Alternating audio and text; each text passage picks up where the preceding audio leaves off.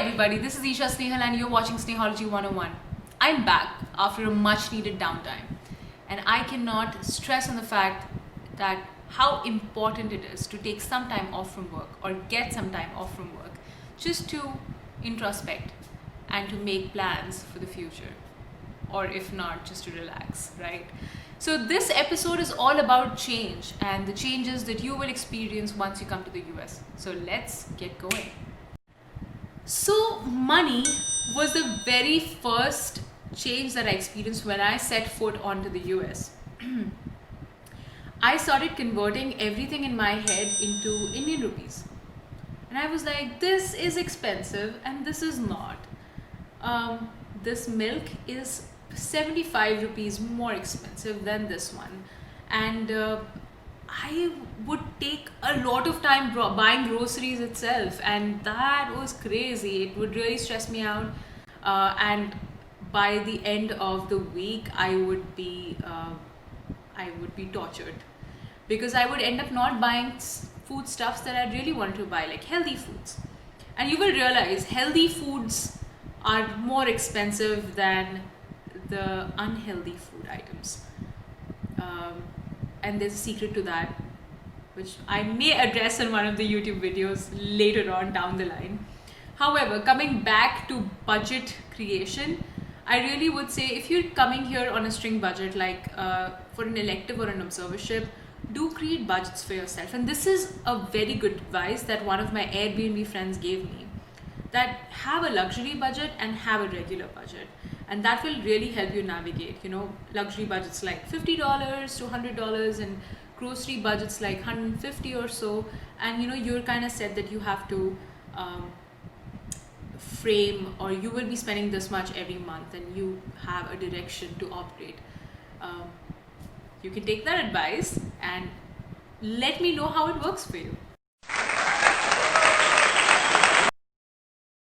So hierarchy was the second difference that I noticed when I moved to the US. I realized people here do not address their seniors as sir or ma'am, but rather by their names. And of course, if you are an assistant professor or a professor or an attending, you're addressed as Dr. ABC or Dr. XYZ, which is a great way to operate because it helps you break that barrier of hierarchy when you're giving suggestions or when you're trying to treat the patient with the most efficiency.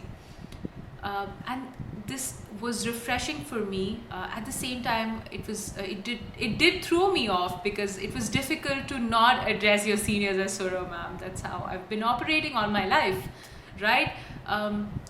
Although it's great and it really helps you relax in that setup.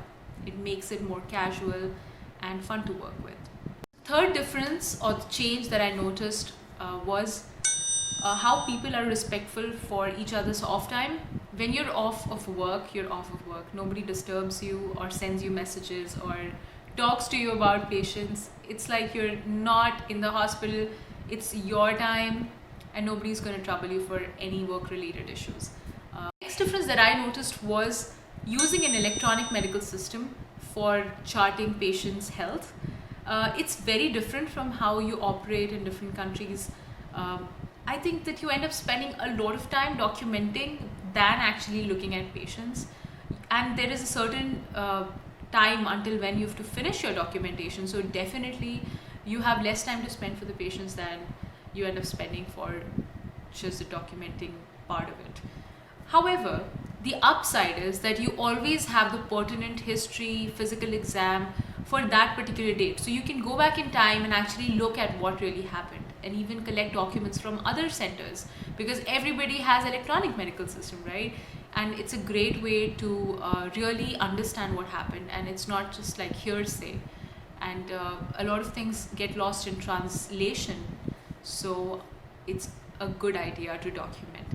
But please document smartly.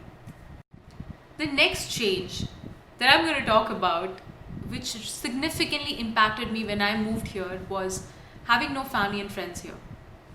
When you move to a country which is absolutely different from your own country, you realize you really need some kind of a support or some kind of an emotional, like a pillar to lean on.